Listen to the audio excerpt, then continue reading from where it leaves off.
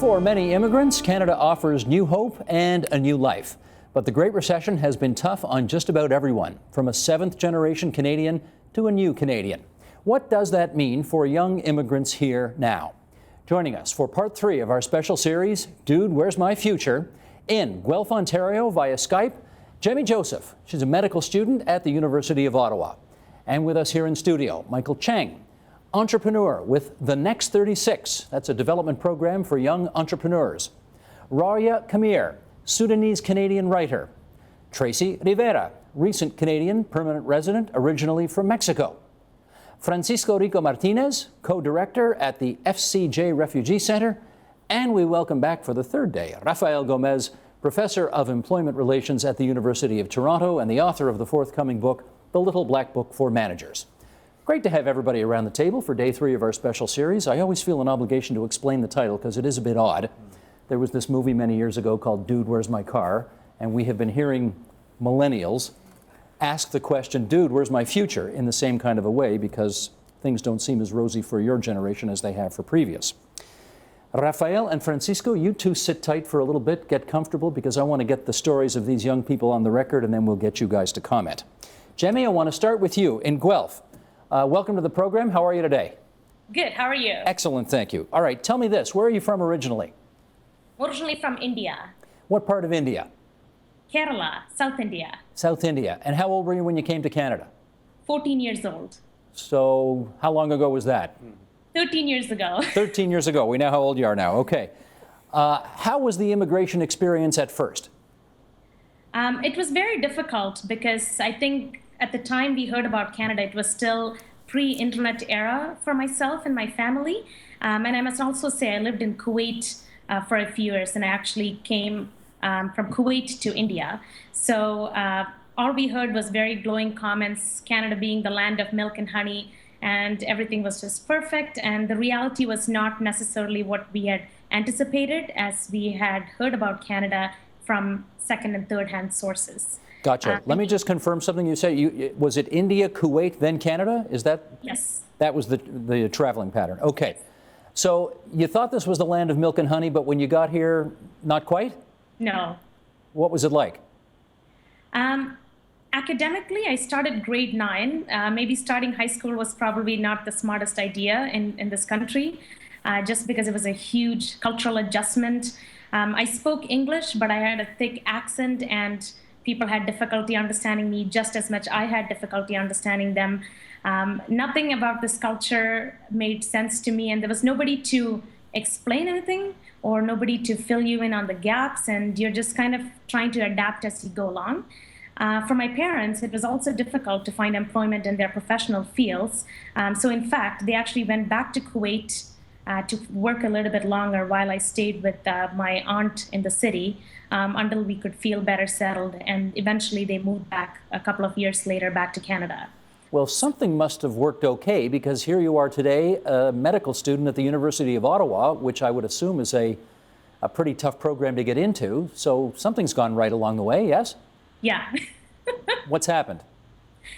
I think I did not give up on my dreams. I knew the main reason why my parents brought my brother and I to Canada was for better educational opportunities. So I always had that in the forefront, no matter what struggles I faced.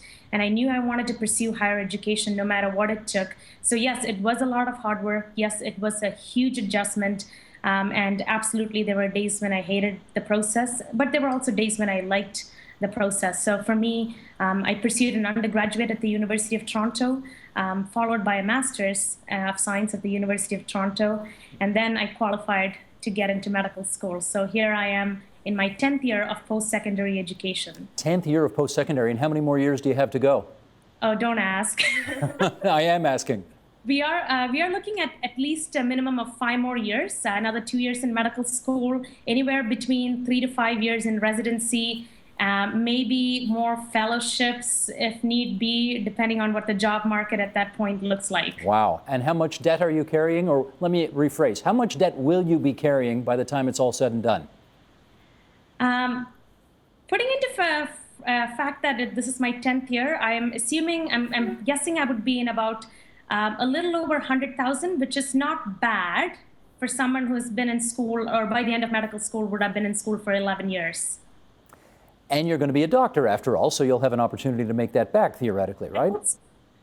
That's the plan. Yes. Gotcha. And you're in Guelph now. How come? We had the option of doing clinical placements outside of Ottawa to get better exposure to different communities in Canada. So I'm doing my psychiatry placement here at the Guelph Homewood. And so this coming year is a clinical year. I'm spending 50% of the year in Ottawa, 50% outside of Ottawa. Outside Ottawa right now includes Guelph. What else does it include? It includes north of Canada, being Moose Factory for family medicine. And in the next semester, I will be doing surgery in Cornwall, followed by gynecology in Fergus. Unbelievable. You're going to Moose Factory. Yes, I don't know what to, I'm so scared. Well, don't be scared. It'd be wonderful because the South Asian community in Moose Factory is enormous, as you know. So you'll have lots of people there who, anyway. No, Jamie, that'll be terrific. Okay, thank you for getting us started here. Stand by. I want to go to Michael next. Okay, Michael, where are you from originally? I'm from Hong Kong. Hong Kong. When'd you come here? I came here when I was 7 years old, about 16 years ago. Okay, so we know how old you are now. Yeah. Again, the transition from Hong Kong to Canada, how was it for you? You're a pretty young kid, so how was it? Yeah, it was rough. I remember very clearly it was roughest on my parents because they had to give up their careers, they had to give up all of their friends and family. We had no one here, yet they took that leap of faith, banking on that there would be better education here, a better environment for my upbringing, and also land of opportunity, as you mentioned earlier. What did they do in Hong Kong? So in Hong Kong, my mom was working in banking, and my father was working in telecommunications. Did they get comparable jobs in Canada? Not at all. And to this day, I don't think they've ever reached back to where they were. And that's one of the many struggles that we've had to come through to be in this country. Do they regret, given the fact they didn't get to do in their careers what they otherwise might have been had they stayed, do they regret coming? I don't think they've ever regretted, and that's mainly because I did benefit a lot from their sacrifices. So growing up here, the educational system was great. There's very high suicide rates over in Asia, very rigid educational system. But I think I had a relatively happy upbringing growing up here in Canada. You're 23. Yes. How do you become an entrepreneur at 23? Yeah, so it's part of the immigration experience. So when we came here, it was very difficult to pay for rents because they weren't able to get comparable jobs that they were expecting. They were working minimum wages, $8 an hour. And so from a very young age, at about 14, 15, I also started to try and find jobs, to try and contribute to the family expenses. Also working sometimes training wages of $6.50 an hour, and then working my way up to minimum wage, which was $8 an hour. And I remember very clearly at that age, I was working 3 jobs, and I was about to pick up a 4th when I realized that that wasn't really the solution.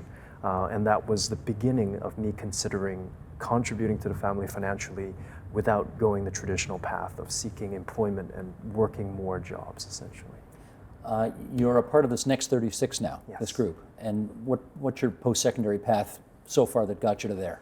Yeah, so throughout my, I guess, 16 to kind of 22, 23 time range, I started a number of businesses over in Vancouver across different sectors, just trying out, learning different things, and ultimately landed me a position in the Next 36 program, which is an entrepreneurial development program that's been funded and supported by Demray family, Pattison, Weston families. And so it's really a great showcase of Canadian leaders reaching out to the next generation like myself to give me the resources and the opportunities to make something out of the opportunities here in Canada. Okay, but you've got to be a superstar in post-secondary to get to that, I presume. So where'd you go? I studied at Simon Fraser University in Vancouver. What'd you get? Pardon? What did you get? What did I get? Yeah. I mean, a degree? So that's a Bachelor of Arts in Interactive Arts and Technology. So it's a new media program where we study things like graphic design, web design, animation, of the sorts. All at Simon Fraser? Yeah. Gotcha. Okay. Thank you. Next. Rara, you ready to go here? Yes. Your friends call you Rara, right? They sure do. And we're friends now, so I'm going to call you that. Where are you from originally? My parents are from Sudan, and that's where I was born. And you came over to Canada when you were? 17. 17 years old? Yeah. Okay. And you're how old? There was a bit of a detour. I'm 26 now. Okay. I left Sudan when I was 4, and we lived in the Ivory Coast for many years. And then I moved to Egypt and Tunisia, which is where I graduated high school. and then I came here in 2004 to begin my first year of university. I'm sure everybody asks you this, but why is your English so perfect? I always went to American schools and international schools where my teachers were Americans or Canadians. That explains it. Yeah. The immigration experience for you and your family? Well, my brother preceded me. He came to Canada a couple of years before me, and I came to Canada when I was 17. So I was dealing with a lot of issues that you deal with as a teenager.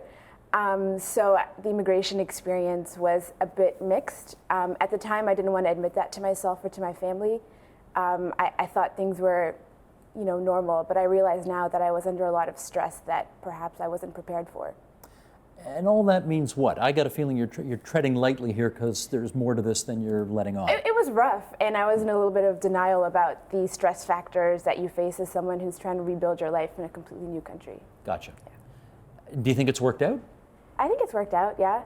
I finished my degree and Where? At York. In? I studied writing. Well, I started in psychology and ended up switching to writing, which is ultimately my passion. So how many years did you do altogether? I did 5 years at York, and immediately after graduating, I moved to New York, where I did a master's degree at Columbia.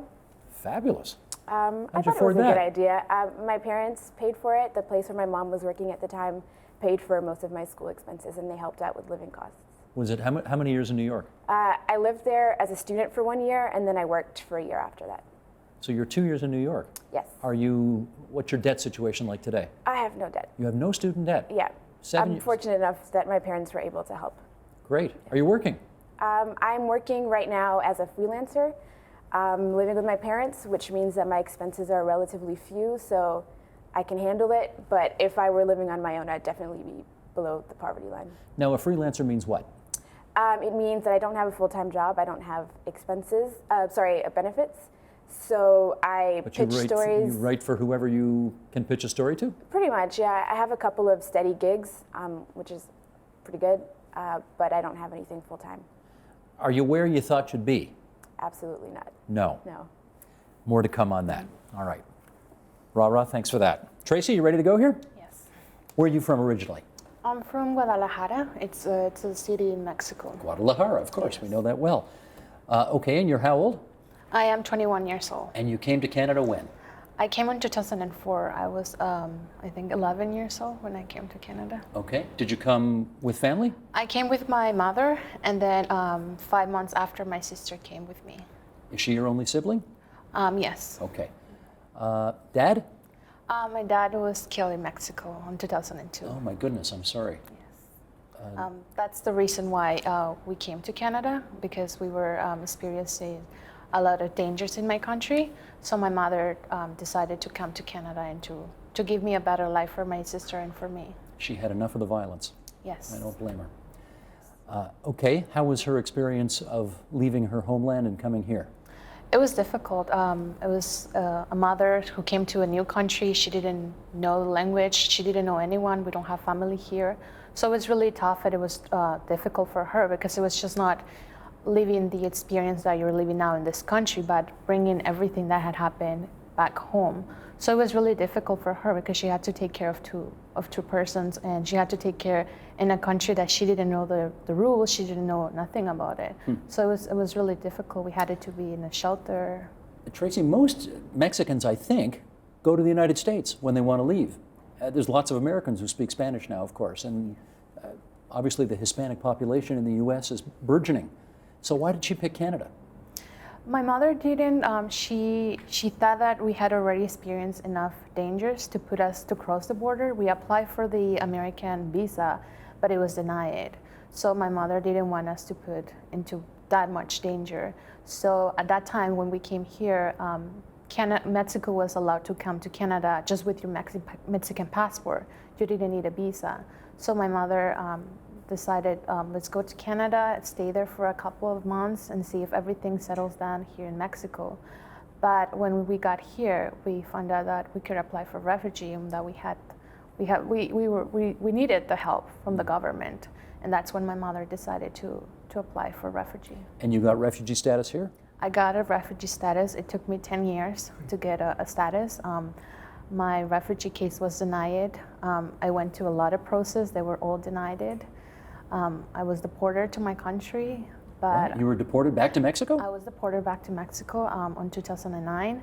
My sister passed away, was killed in Mexico, and that's when thanks to Francisco Rico and FCJ Refugee Center, they helped my mother and me come back to Canada. And now I'm a permanent resident. I got my permanent resident about 2 months ago, me and my mother. Congratulations. But my goodness, what heartbreak along the way. Yes, I lost. It was so tough. I pay a lot to have my permanent resident. You're a permanent resident now. Yes. How's that? It's good. I feel safe. I always say that I was on the limbo. I don't feel in the limbo anymore.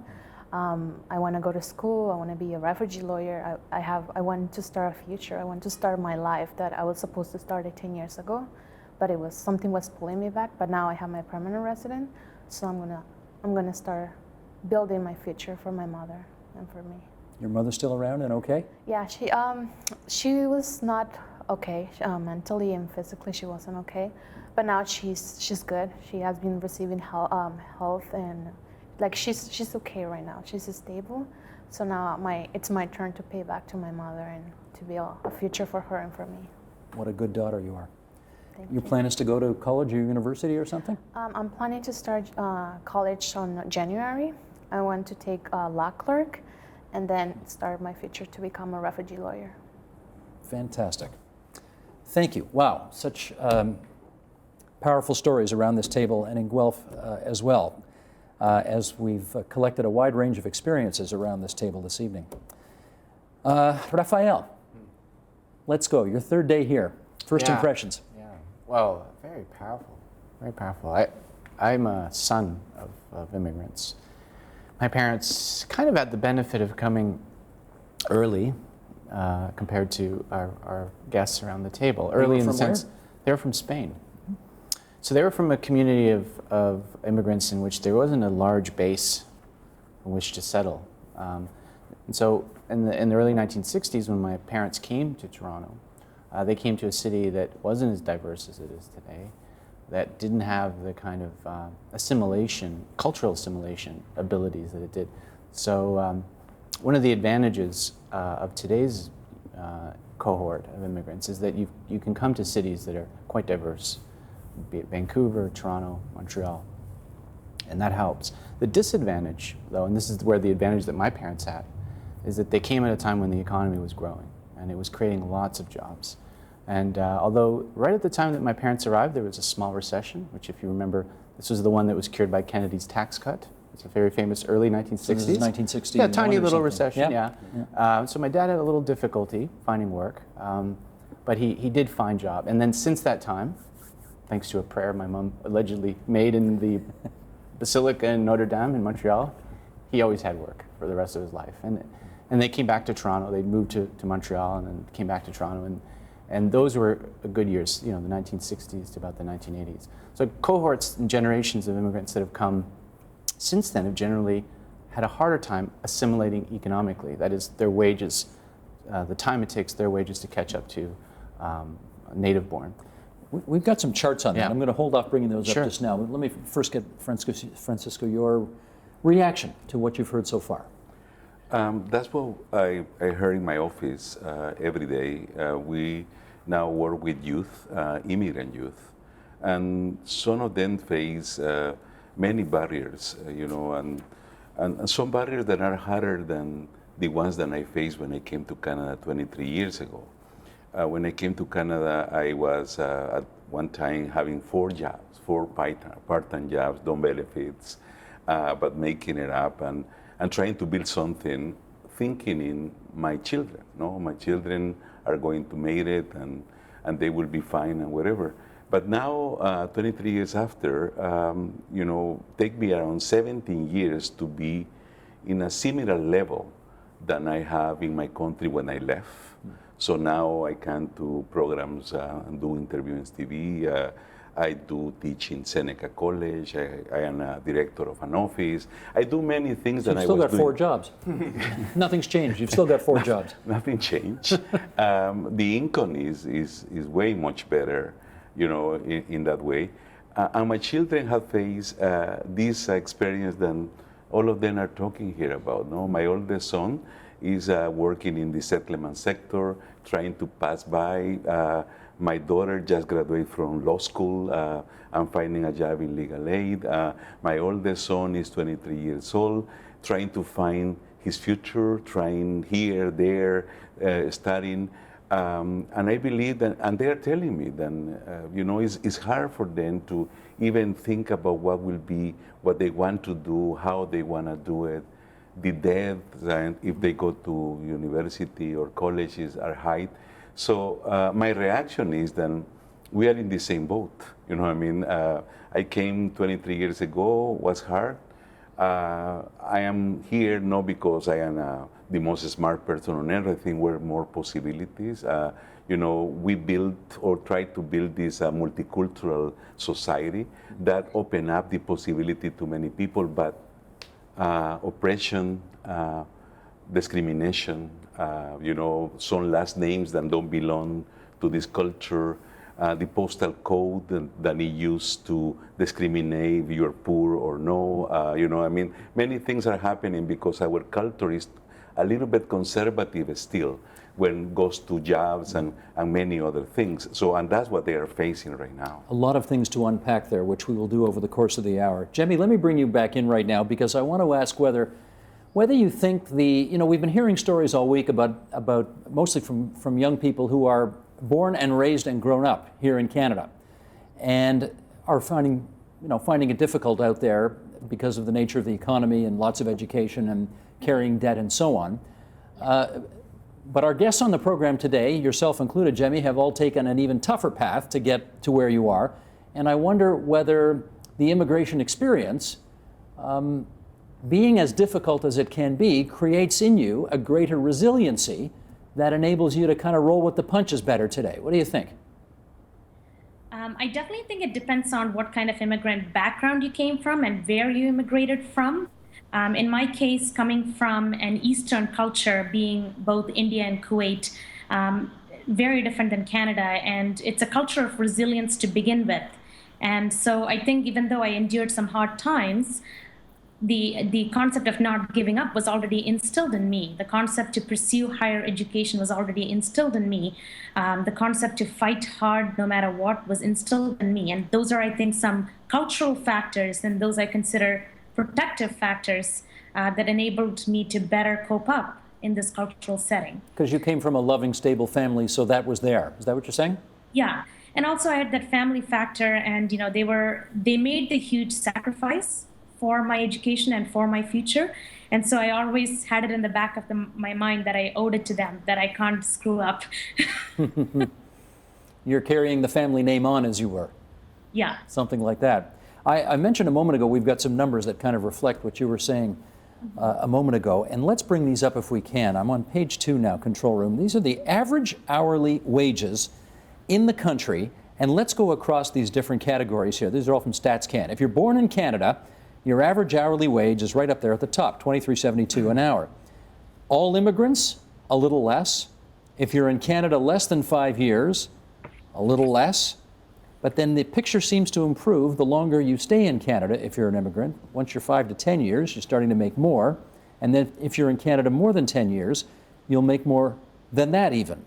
Does that jibe with your understanding of how things are out there? Yeah, in fact, the most recent study done by a colleague of mine, just completed a forthcoming article. This is Morley Gunderson, labor economist here in Canada. He found that the current generation of immigrants, those that came in the late 90s and 2000s, have actually benefited, at least until the Great Recession anyway, in that profile. What you're describing there is what economists call the economic assimilation profile. Not the cultural assimilation, but how quickly do your wages catch up to those that are native born. And this recent cohort has benefited, primarily because the late 90s, 2000s were generally a growth period. But the worst performing immigrants were those that came in the 1970s, 1980s. The 10-year catch-up period, which you saw there, is pretty standard, and it's what's coming out from the last census data, the last good census data, I should say, in 2006, the real census. But the picture for those that immigrated, say, in 1980, during that recession we talked about before in the early 80s, 30 years for the catch-up. 30 years. So yeah, it really makes a big impact of sort of when you arrive in Canada, what the economic conditions were, because it sets the path as kind of which jobs you can get. And I'm not sure when your family came, but it does matter what time and also what placements and jobs you get. So the time period isn't as long anymore. No. But I do notice that even immigrants who've been here for more than 10 years are still making more than $1 an hour less than Canadians who were born here. Right. Which So is of some concern, isn't it? It would be. Those are just the averages. What you want to have to unpack is compare like with like. Are people with the same level of English earning just as much if they're immigrants, the same level of education? When you control for those things, the assimilation profile sort of does equalize. Yeah. Do you feel that because you weren't born in Canada, you've got it tougher than the millennials who were actually born here in terms of realizing your hopes and aspirations? I mean, I think it's tough all around, but I do think there are certain things that affect immigrants in greater ways. And I think in Canada in particular, immigration is kind of a proxy for racism, and I think that's something that I've definitely experienced, and I think that my friends have experienced as well who are recent immigrants in terms of Tell me finding more work. about that. Immigration as a proxy for racism. What does that mean? I mean, you know, a foreign name is you're automatically othered, and I think that a lot of fears about immigrants are sort of played out in that way. But the second you open your mouth, you don't have a hint of anything other than a Canadian accent. Right, but someone has to let me open my mouth first, right? So it, you know, You don't seem to be the type who would have any difficulty doing that, though. You seem a very strong, positive, confident person. yeah, I guess my resume doesn't say that, perhaps. Gotcha. But as soon as you get that chance to make that first impression, you're blasting on the scene. I'm trying. You're trying. No, you're doing fine. But Steve, that is important, actually. Sorry to chime in here, but there have been studies, sociologists in particular, who've done these blind studies. Send 2 CVs out, the same exact profile, just change the name. If it's an ethnic sounding name, or in the case of the US studies, an African American sounding name, they don't get in the door. They don't get that interview. And that happens here in Canada too. Did you ever think about changing your name? I've considered using my initials. I actually have a friend who's tried who's replicated those studies and tried an anglicized name, and she found that there is a considerable difference in the amount of callbacks she got. Really? Yeah. Jemmy, you ever think of changing your name? I'm lucky enough to have a more neutral or Western sounding name, Jemmy Mary Joseph. So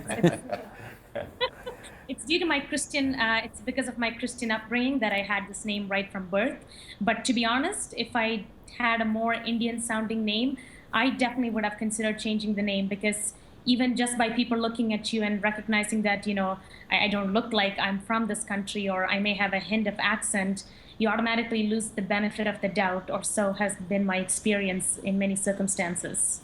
Sometimes you play the exotic card, no? Because Rico Martinez, for instance, could sound very exotic, and people really are interested in knowing, and you know, because Rico is a last name or a name that is used in many movies of drug cartels and all this stuff.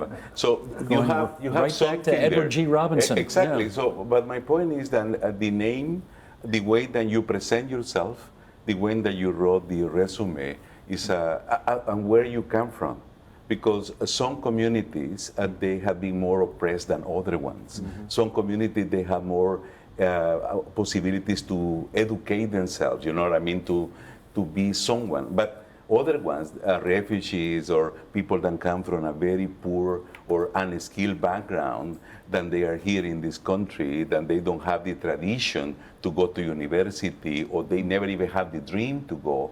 The kids of that immigrants are a little bit behind, you know what I mean, of the rest. And it's like being in an inner city. You know, the inner city part of Toronto have a serious challenge and their own challenges. The inner city migration that we have also have these type of challenges. And our system is not adequate to deal with that type of difference and help the people in the basis of their needs. Well, let me ask Michael about that, because we have in the greater Toronto area, I think, 6 or 7 or 8 different Chinatowns. When your folks first came over here, did they settle in one of those communities? Well, we moved to Vancouver, so I'm not familiar with the kind of Asian community here in Toronto, but it's definitely the case, and I don't know if it's good or bad, because the thing is, when you come here, it's very difficult to get a job because you don't know English. But of course, you lose the opportunity to learn English because you can't get the jobs where you're surrounded by English-speaking people. So you naturally fall into communities where, like you said, in Chinatown, or you're surrounded by other people who speak Chinese. And so it's very difficult to climb that wage ladder. Because once you start working for people that speak your native tongue and you never get the opportunity to learn the native language here in Canada, you're kind of stuck there. And the thing is, I don't know what it is, but Chinese employers tend to pay less than Caucasian employers, and that's always been the case. So when I see that bar, my parents are not there. It's still a level below that. And I definitely think it's true for other cultures as well. Do you speak any Mandarin or Cantonese? I speak Cantonese at home, yes. You speak Cantonese at home, so you're perfectly bilingual. English? Yeah, I used to be better at Cantonese. Canada has taken its toll on my native language. Very good. When you came here, how much English did you speak? I didn't speak no English. You spoke no English at all? No English at all. How have you learned it? When I went to the shelter, my mother they told her that I had to learn the English, and I knew I had to learn English. So it was going to be easier for me than my mother to learn it. So I kind of took the responsibility, and I was like, I have to learn it for me and for my mother. So I started going to school. They put me into grade 7. I started taking ESL classes at school, and then I went to high school. So, and just speaking with people that speak English, just getting involved with them. Do you think in English now, or are you still thinking in Spanish and translating? No, I think in English You now. think in English? Yeah. Good for you. That's terrific. Have you found, though, I mean, you have, unlike Michael, unlike Ra, you have an accent. Have you found that to be a barrier at all in what you're trying to do in this country? Sometimes, but my barrier when it comes to employees was more the 9 on the social insurance number. I will go into an interview and they will be, oh yeah, sure, it's good because now you speak English and then you speak Spanish, so it's good. And then they're like, okay, so we're gonna start filling out the application process and everything. And they're like, we need your social insurance number. So I will give them the social insurance number, and they'll be, oh, but it's a 9, so you're a refugee.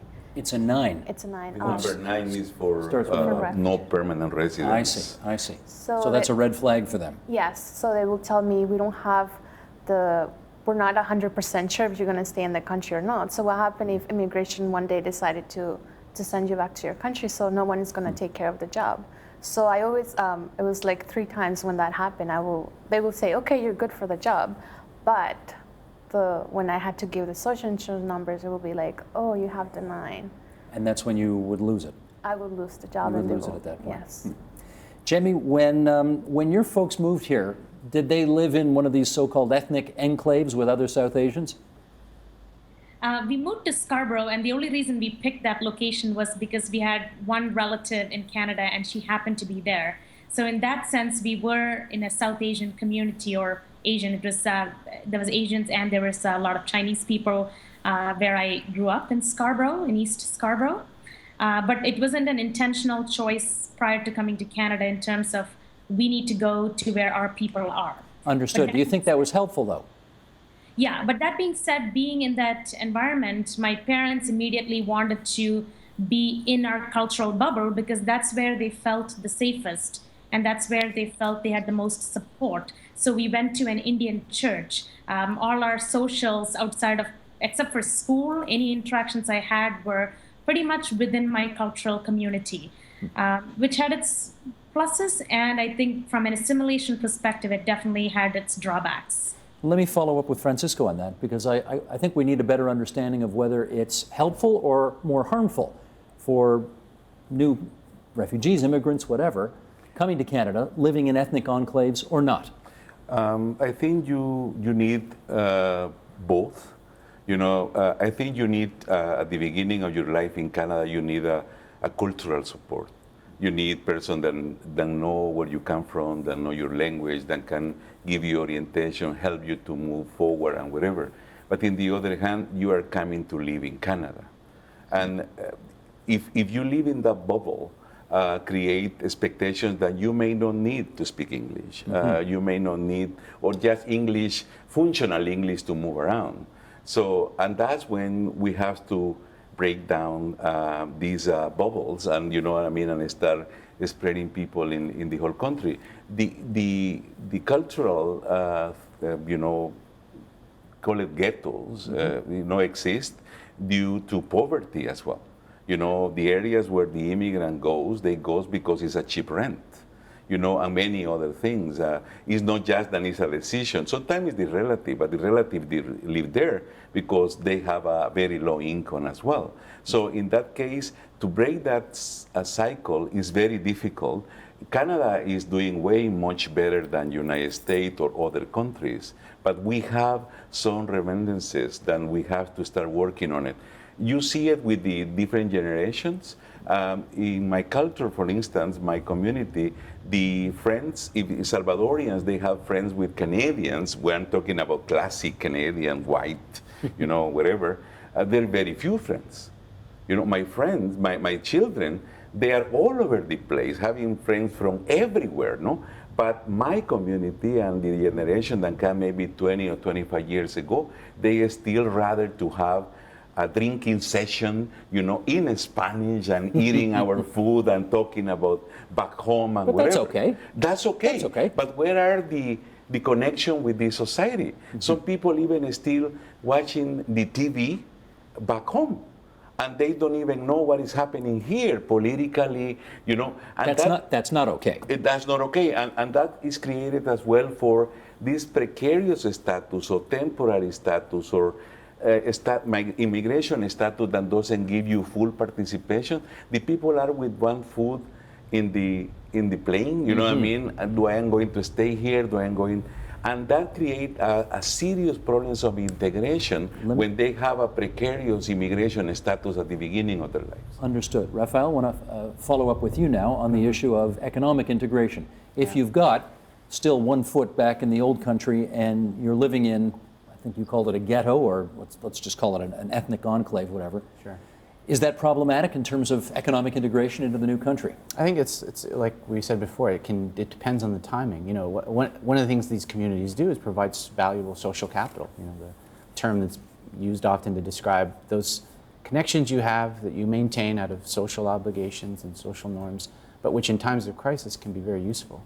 So, if you enter the country, and let's just say it was in the grips of a recession, it's very nice that there's a cultural community which can house you, which can provide employment opportunities for you. Make you feel at home? Make you feel at home. Maybe you start a business that caters to that community. So the size of the community determines how much assimilation or how quickly you assimilate both culturally and economically. But it's positive and it's negative. Social capital in which all the connections are within the group and But none also- outside the group. Also the term, Yeah, it does also hurt. the term which economical activity you may do.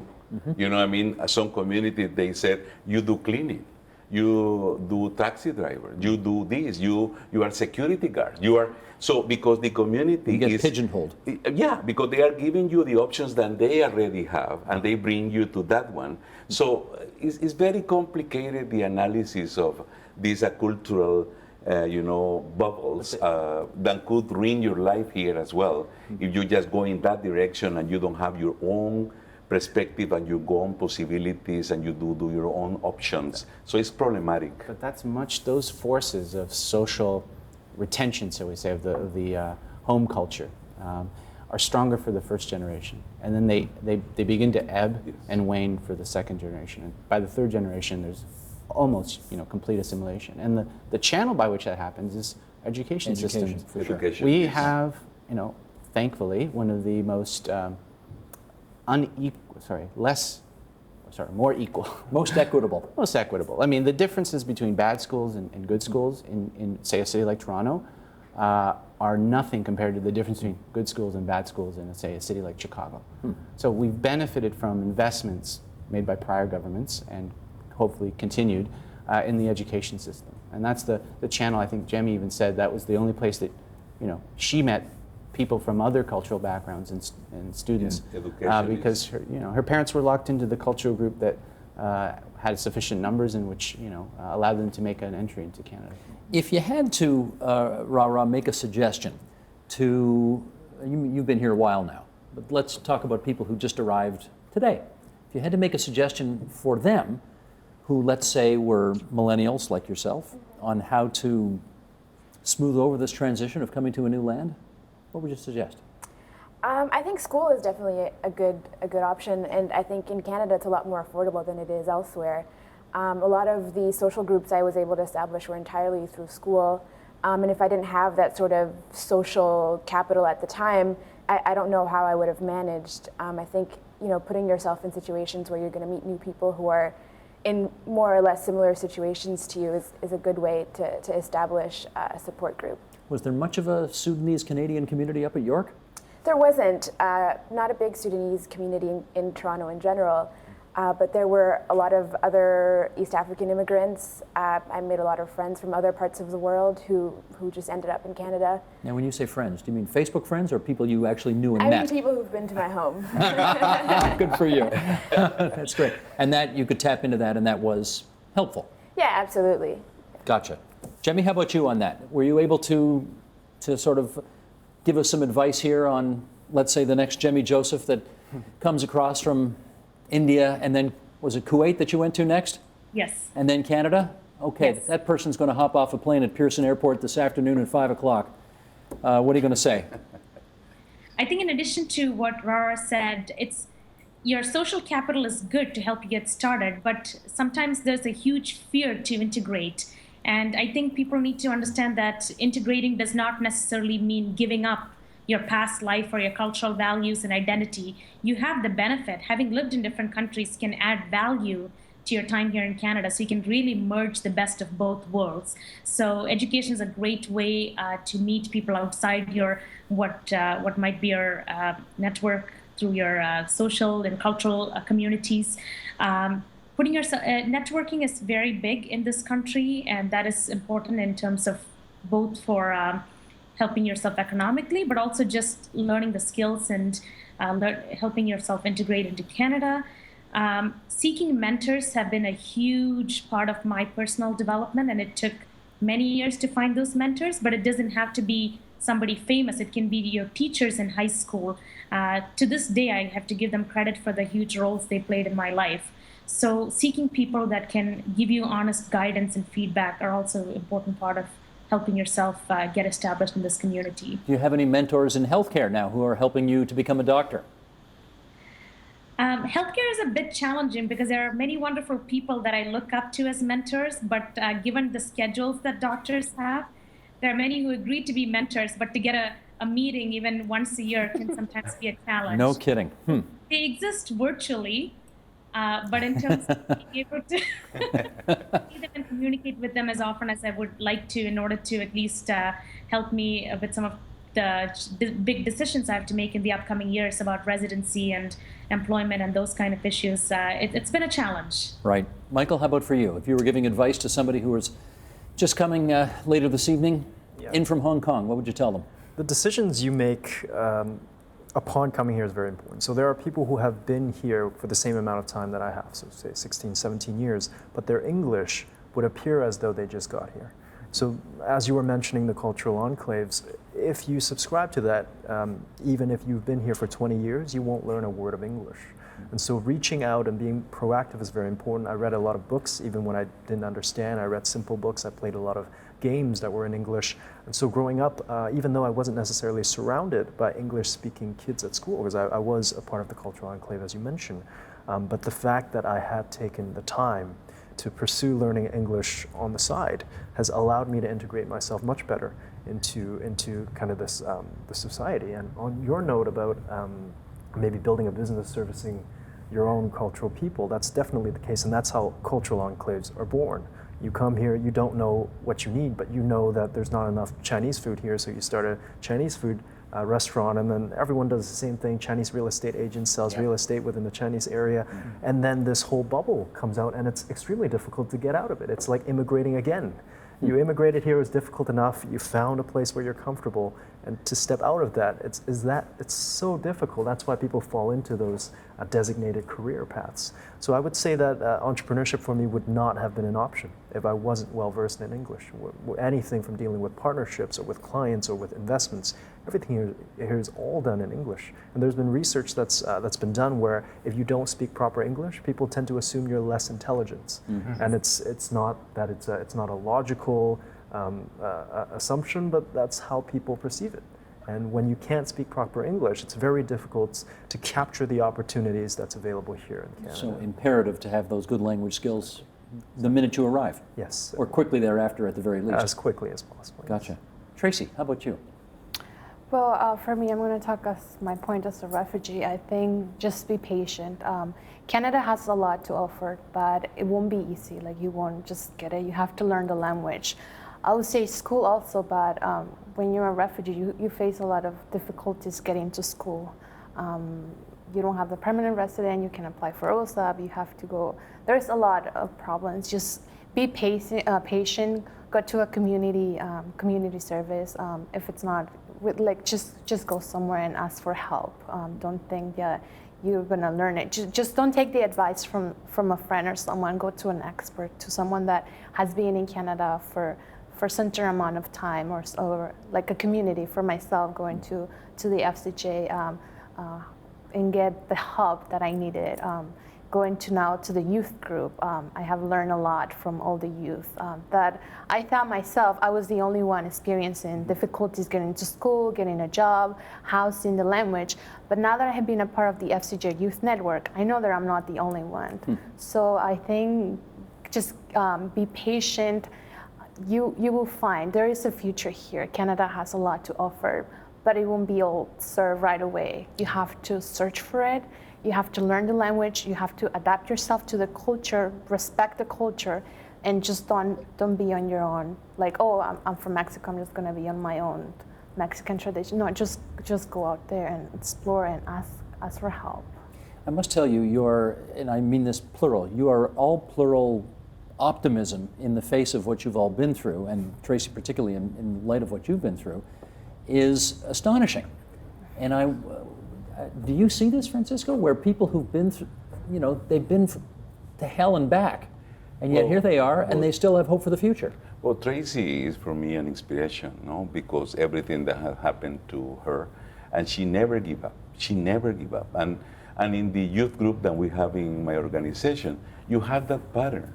The kids come, they feel stuck because they are not able to go to college because immigration status and whatever, and they continue trying to find a way. It's unbelievable. I think our society has to find a way to recognize the culture, the skills, the experience, and the diplomas that people bring. That experience that we bring to Canada is not fully recognized.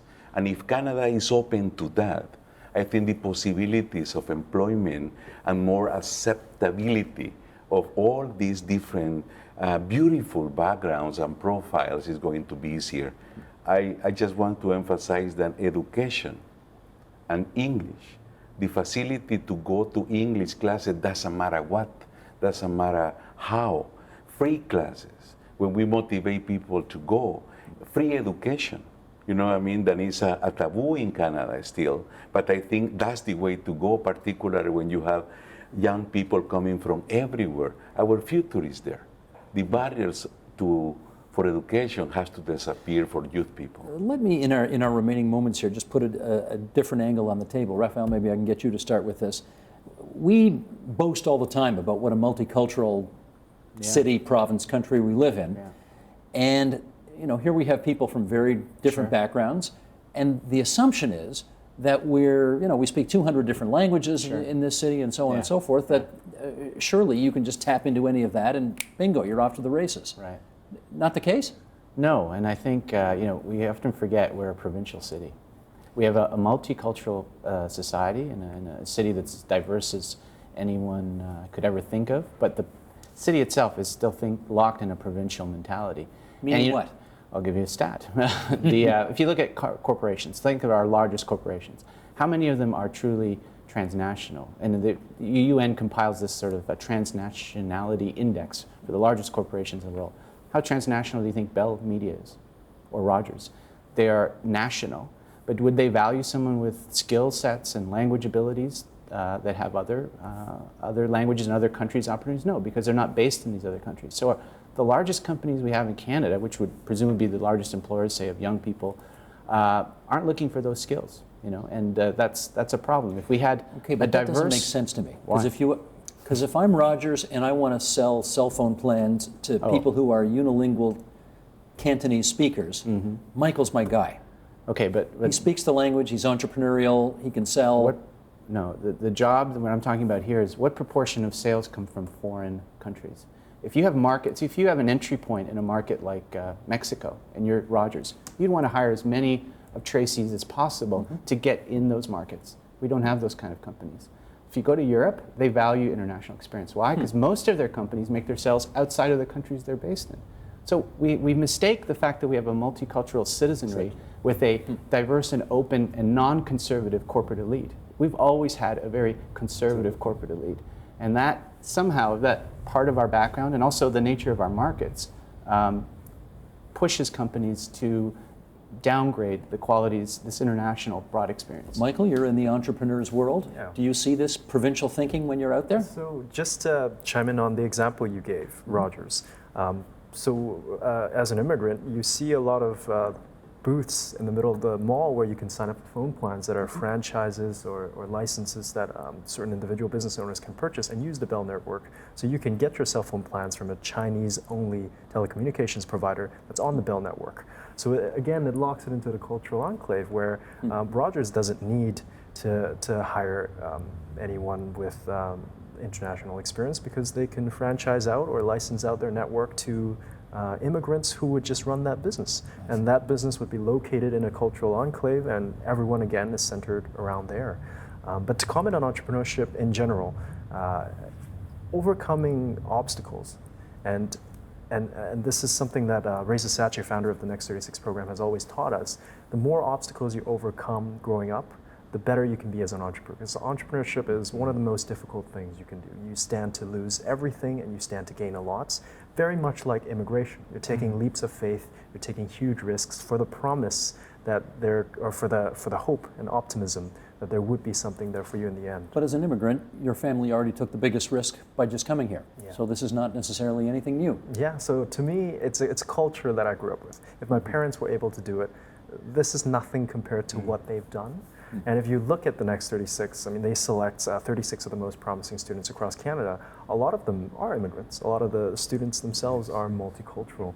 And that's because of the character that arose from the challenges that it took for them to come here, the challenges that the difficulties that they witnessed their parents go through, that they personally go through at school, whether it's teasing or racial discrimination, all of that, you have to take that in and be able to still look at the future with an optimistic view. And those type of characters tend to be best suited for overcoming overwhelming challenges like an entrepreneur. Rory, let me ask you, hopeful about the future?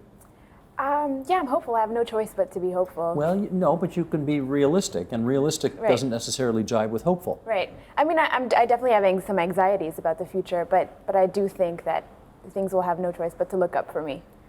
Is that because you're 20-something and that's what 20-somethings think? Yeah, pretty much. Jamie, how about you? How does the future look where you are? I'm hopeful and realistic at the same time is the fair statement to say. From an hopeful and optimistic lens, you know, I have my dreams and I'm not giving up on them. I want to know that I fought hard, even if I don't get them.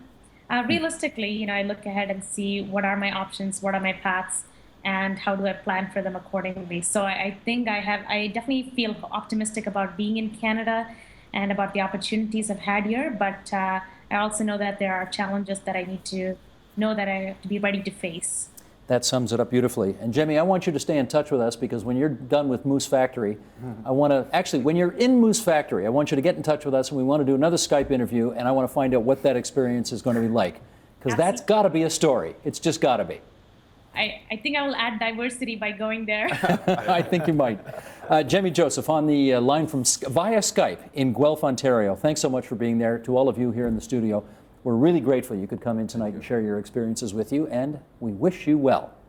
Good luck, everybody. Support Ontario's public television. Donate at tvo.org.